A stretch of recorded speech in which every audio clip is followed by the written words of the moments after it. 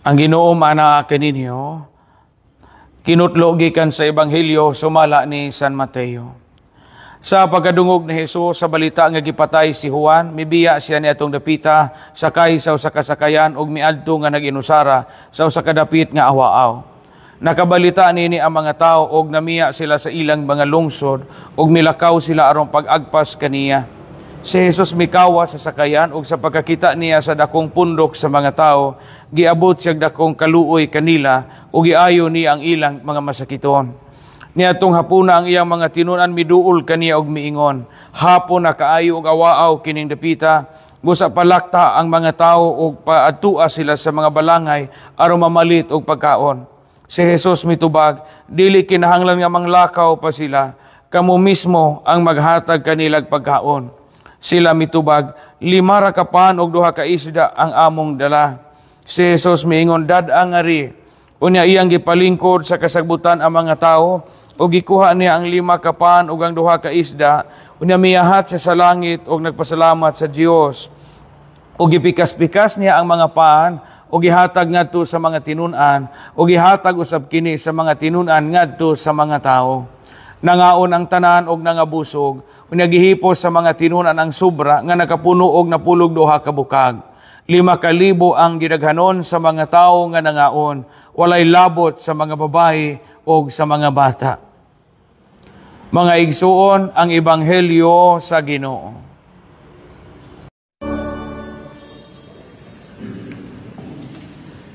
Good morning sa tanan.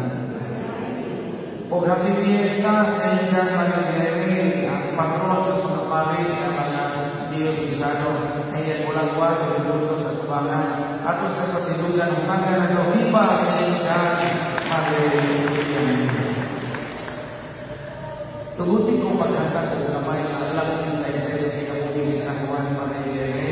Kaya nga nila po yung padaliwa kaya nila mong kinusan siya o unsa po ang kinabuhi kong nagkampo sa simbahan na magkadasin po nato. Si Saint John Maria ay isa ka friends ato pa taga Francis dili sa Pilipino. Nakawa siya at tuloy 1786 kunya namatay at tuloy 1859. Mao nga masabot nato na sa pagkaraan ng simbahan wadya mo nagkaraan ng imahin ni Saint John Maria.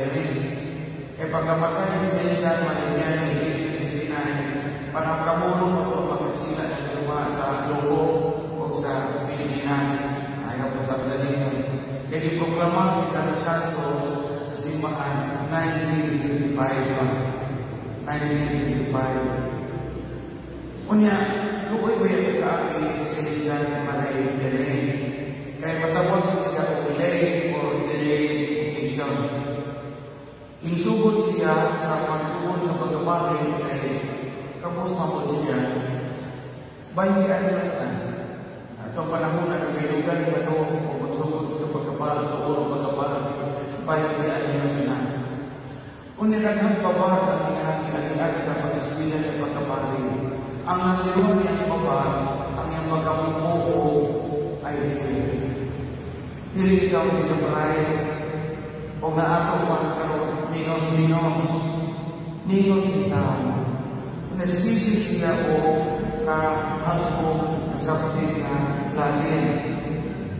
Niyato panakunan kayo di magkamaino o kanang mo eskwila kayo kasabot o lalim man ang libro, lalim mo na leksyon. Kung may video mo instruction, pero kayo English naman. So maunay na ilan si John Maria bubutaw siya o IPU. Mugadugay siya nakakuman sa ilang pag-eskwela. He had to struggle, he had to struggle very hard, especially with Latin, in order to get through the seminary. Kung tumul kay dugay sa kasapot o Latin, mag-isod sa Latin, he had to study 9 years sa Latin. So, pagsekoli na yun. So, natin yung paglapong ikaw ni mga minos-minos. Basta kayo malintawin na, mabulong-bulong. Nagawas niya na appliking mo dun sila o now, inunili Biyane was importantly ugly. So dili is kaya naon. So bidaon sila kagway na ato pa. Hindi dito po taraw pa ni Mahinis na gagawin nila ni compare sa Babang Santos. Hindi na sila po Hindi daw siya kuwapo. Mamanay iyon sa kasaysayan. Niya yan, pagkapalit niya, pag umalik ko na siya sa pagkapalit after 9 years of studying Latin, dugay pa yun siya kinubutan na makapakumpisan. Dugay siya hatagan pakunti sa obispo na makapakumpisan. Nanong dugay siya hatagan o fakulty na makapakumpisan. Tungod kay nakita sa obispo nga iyang knowledge sa moral theology or di para sa to. So ginag siya sa obispo adyaw sa pakumpisan. Adyaw sa pakumpisan. Pero kay Bawo pakumpisan ang milagro sa Ginoo bay. Giasahan siya sa kaparokya na naman kayo o dinhi pa nato dili. So dili lumo kaya nasa ilang sikat ng parokya, dili lumo kanang gilawang o hours. Nakaibaw mo pila na mo ang parokyano ang manumbir atong dili sa hours sa France na kanang ito siya unang maasahin sa paroko 230 na kamo 230 na kamo kapag bilisyon akin na ng bata at nagkinuwag napilang na sa lubog naghapon na kalimit na limo 230 na unya sa 230 na kamo di pa yung manimba di pa yung manimba katong parokya mo ito ginikayan mura pagkadang mino hilit mga parokya kamay pagtao di pa yung lisno ng mga tao dito pa ito si Saint Maria ni Ibutan. Kaya mga tao kasagaran di manimba, o niya si Hirandino, si Hirandino, o di ba sa buong pag-abot ni Saint Maria ni kanunay mag-aundaw ang ilang sipahan. Di manimba. Karoon, nasugod siya o katetesis. Hinay-hinay, o niya si Saint Maria sa iyang pagkabay ng buon, niya susog siya mag-umasa. For how many years, ang ilang kong ikaon patatas na. Muna nilang karoon, kaya mo dito ba? Karoon kay, naman, bilin ako makaroon kay French fries naman ay karoon ng mga bata.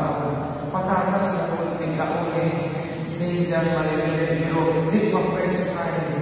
Katubod na rin ang patatas ng ilong-an. Muna kanunan siya mag-uasa. Na kayo sa kariyang kaputan sa kamay ng buon na naikabugati na minawan na kape na parokya sa Ars na himong tipo. Nga naman, hinahinay niya po yung dito kada adlaw at 300 na magkatao pamumpisan nila. Karahawaan ang lahok sa Ginoo nila. Tag 300 na katao kumalaman kada lang tag 300 katao ang niya pamumpisan. Dili lang sa kada-aras pagkitikan sa dinay mga damit. Ug tungod ni anak, kada adlaw si Saint Maria ni mulingkod sa kumpisanan kanila ug tindog-na mulingkod sa kumpisanan ug 12 ka oras ano na pagpapisa sa mga kumpisan. Unya ug tinini summer mulingkod siya o tindog na 16 ka oras sila pagpapisa sa kada adlaw. Grabe no? Niya sa sakata, hindi pa tumuwas na ito. O ting summer, 16 hours niya pagpapumpisan. O winter, ito naman, 12 hours. Nasa panahon sa iyong pagkamatay, imanapala na 100,000 pilgrims ang anto sa iyong gabi. Aron na pagpaminaw sa iyong mga tambag o ganihan sa iyong pagpapumpisan. Dahil man siya natanawan ninyo, pag-usi siya paring dili na siya gustong ayaw pag-umpisan. Ay di pa sakto na yung mga nagkahibaw. Ay pinusun na ibuto. Ay ayaw sa pag-umpisan. Pero sa panahon na siya nakapag-umpisan na siya maumpisa lang ang inugo sa daghang mga tao. So sa mga diksyon na mapupunan o sa kinabuhi, hindi maumpati. Tulog ang mga mahinulan ng diksyon na nato makuha sa kinabuhi. Saint Maria ni matulad ng mga libro na kasinuwat sa kapangit ng Esmita, si Father Lenin. The first leksyon na makuha natin sa kinabuhi, ang pagsunod natin ni Kristo, huwag maglilili kung pride pata, or paano magkanaon, huwag maglilili. It does not depend on our IQ, our looks, our beauty, our level of education, but it depends on our generosity of heart. So, at saan mo pag-una ng pater, hindi ko maapil o BBC, hindi ko maapil o finance council, hindi ko maapil o religious organization, kaya mo ko'y doctorate degree, kaya mo ko'y ME, kaya mo ko'y master's in business management. Kung napislan kung ilong lapat kung now, indura na pater, ang mga guwapo.